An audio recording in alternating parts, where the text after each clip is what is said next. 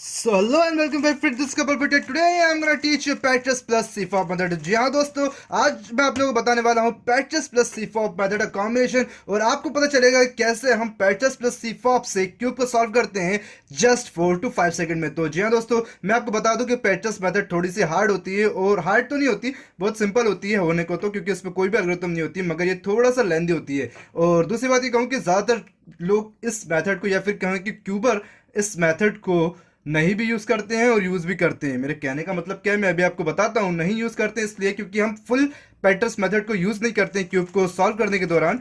क्यों नहीं करते? क्योंकि इसका रीजन ये है कि क्यूब को हमें बीच में पॉश करना पड़ता है, जो कि कोई भी क्यूबर पॉश करना पसंद नहीं करता है। इसलिए पैटर्स प्लस सीफॉप कॉम्बिनेशन ज्यादातर स्पीड क्यूबर यूज करते हैं, क्योंकि पैटर्स मेथड आपको कोई भी एल्गोरिथम याद नहीं रखनी पड़ती और आप इजीली क्रॉस एंड सीफॉप बना लेते हैं। तो चलिए मैं ज्यादा बातें नहीं करता और फटाफट से आपको बताता हूँ पैटर्स मेथड होती क्या है। तो पेटर्स मेथड कुछ नहीं होता, बिल्डिंग ब्लॉक मेथड होती है। यहाँ पर आपको 2x2 का ब्लॉक बनाना होता है, फिर उसको एक्सटेंड करना होता है और इसी तरह 2x2x2 ब्लॉक को एक्सटेंड करते जाना होता है और फिर पूरा क्यूब को सॉल्व करना होता है। तो बहुत बोल लिया मैं, चलिए पहले फटाफट से मैं बताता हूँ कि क्रॉस कैसे या फिर कहूँ 2x2 वन 1/2/2 कैसे बनाते हैं। 2/2/1 कह लो या 1/2/2 कह लो, एक ही बात है, ठीक है। वो कैसे बनाते हैं तो पैटर्स मेथड से मैं बताऊंगा क्यूब को सॉल्व करना, और बीच में मैं आपको बताऊंगा सीफॉप वहीं पर। तो होता क्या है पैटर्स मेथड में, आपको सबसे पहले यहाँ पर या फिर किसी भी एक कलर से, यहाँ पर एक पैटर्स मेथड में कोई एल्गोरिथम नहीं होती, ये सिर्फ इंट्यूटिव होता है, कंसेप्ट बेस्ड होता है। वंस अगेन, पैटर्स मेथड कंसेप्ट बेस्ड होती है। तो आपको 2x2 ब्लॉक बनाना है और आपको बस उसी को एक्सटेंड करते जाना है। यहाँ पर कोई भी ऐसे परफेक्ट एल्गोरिथम नहीं होती जो मैं आपको सिखाऊंगा, ऐसा कुछ नहीं होता, बस कंसेप्ट होता है 2x2 ब्लॉक बनाना है, ठीक है। तो कैसा होता है पहले तो चलिए वो बनाता हूँ। जैसे कि देखिए, पैटर्स मेथड में आपको सबसे पहले पेयर देखना होगा, या तो आपको पेयर मिल जाए या फिर 2x2 ब्लॉक मिल जाए। तो मैं ना पहले बनाकर बताता हूँ, तो उससे क्या होगा, आपके थोड़े कंसेप्ट क्लियर हो जाएंगे। तो जैसे कि ये एक 2x2x2 ब्लॉक बन गया है ना, ये 2x2 1/2/2 ब्लॉक बन गया है। अब इसी को हमें एक्सटेंड करना है और एक 2x2 ब्लॉक बनाना है, जो कि कुछ इस तरह का होगा। ये बन गया, ये है हमारा 2x2x2 ब्लॉक, और इसी को एक्सटेंड करेंगे तो हमारा बन जाएगा 2x2 को ब्लॉक, जो 3x2 ब्लॉक बन जाएगा। तो मतलब कुल मिला के 1 cross 2x2 2x2 3 cross 2x2, बस इस तरह का ये ही पूरा ब्लॉक बनता जाएगा। और उसके बाद यहाँ से हमें बताना होगा क्या है। तो फिर से स्क्रैम्बल करते हैं, अब शुरू करते हैं। तो आपको सबसे पहले देखना होता है एक पेयर मिल रहा है कि नहीं। कहीं पर भी आपको देखना है सबसे पहले किसी भी एक रैंडम सा पेयर मिल रहा है या नहीं मिल रहा है, और अगर नहीं मिल रहा है तो आपको पेयर बनाना होगा, ठीक है। अगर आपको पेयर नहीं मिल रहा है तो आपको इस तरह से कोई भी पेयर बनाना होगा। अब यहाँ पर देखिए, मैंने ये पेयर बनाया। यहाँ पर एक कलर है जो कि है ऑरेंज, दो कलर है, एक है ब्लू एंड एक है वाइट। तो इसका जो रहेगा उससे हमारा 2x2 क्रॉस बनेगा। तो मेरे को देखना पड़ेगा कि वाइट एंड ऑरेंज कहाँ पर है, और उससे जो है ये यहाँ पर है। तो इस तरह का एक ब्लॉक बना दिया आपने। अब इसको अपने सेंटर से कनेक्ट करेंगे। सेंटर से कनेक्ट कर दिया, जैसे कि मैंने यहाँ पर सेंटर से कनेक्ट करा, तो आप नोटिस करेंगे यहाँ पर अगर मैं एक एज लगा दूँ तो ये 2x2 ब्लॉक एक्सटेंड हो जाएगा। तो होता क्या है, स्पीड क्यूबर कैसे यूज करते हैं, वो पूरे क्यूब को स्क्रैम्बल रहने देते हैं, और पहले तो हम सेंटर को ऐसा इंसर्ट कर देते हैं, एंड देन फाइनली जो आपने नोटिस किया होगा एक्स क्रॉस की तरह आपको लग रहा होता है, तो वो ऐसे इस तरह बनाते हैं। एंड देन फाइनली अब यहाँ पर हो सकता, ये बन गया 2x2 क्रॉस ब्लॉक बन गए।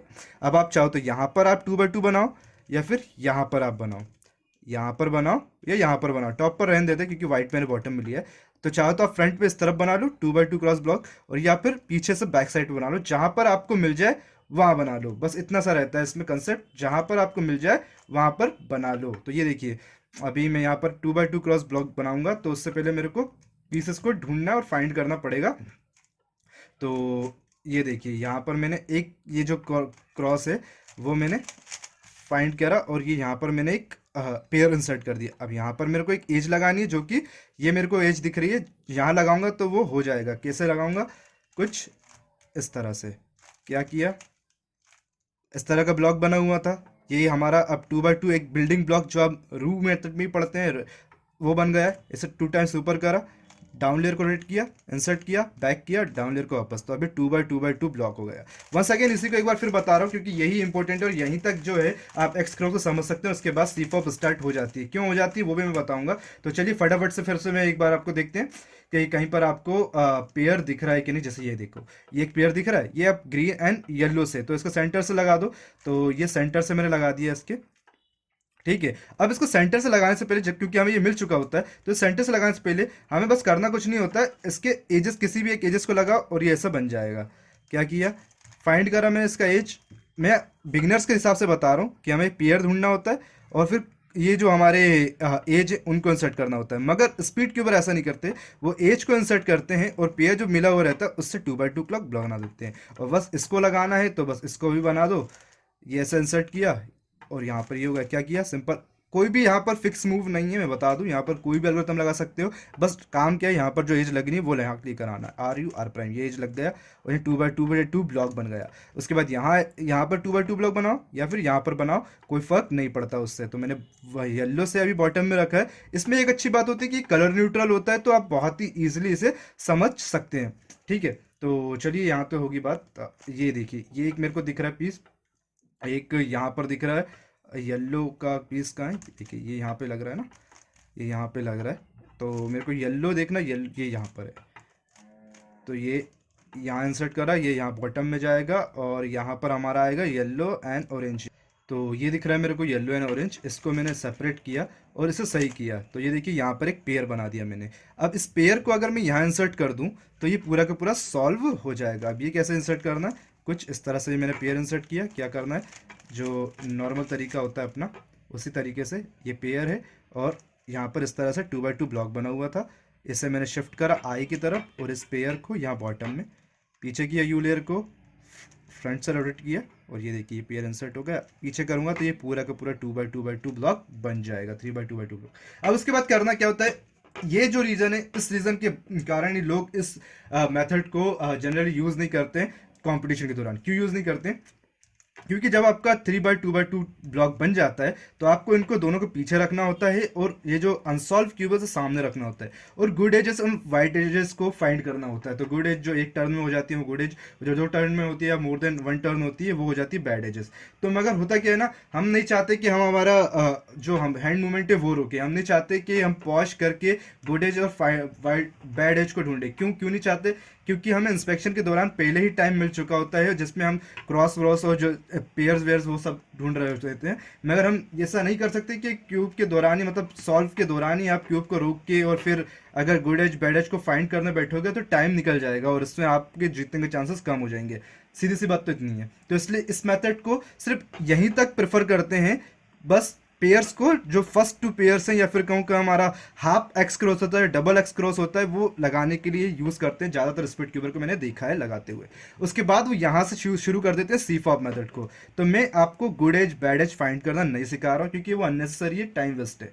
अब मैं आपको बता रहा हूँ यहाँ से करना क्या है, यहाँ से सिंपल सीफॉप मेथड लगानी है और उसके बाद पूरा पूरा क्यूब सॉल्व हो जाना है। तो ठीक है, फटाफट से देखिए। अब ये एक एज है, जहाँ पर जो एज है ये गलत है, ये यहीं लगना चाहिए, ट्विस्टेड एज है। तो अब यहाँ पर आपके पास एक फ्रीडम मिलता है, या तो आप पेयर इंसर्ट कर लो या एज इंसर्ट कर लो। वंस अगेन आपको फ्रीडम मिल रहा है कि या तो पेयर इंसर्ट कर लो या फिर एज इंसर्ट कर लो। तो मैं आपको सजेस्ट करूंगा जो आपको पहले मिल जाए वो इंसर्ट कर दो, बहुत ईजी है। जैसे मेरे को यहाँ पर एक अनसॉल्व पेयर दिख रहा है जो कि मैं सीफॉप से सॉल्व कर रहा हूँ, या सीफॉप मेथड, आई होप आपको सीफॉप आती होगी।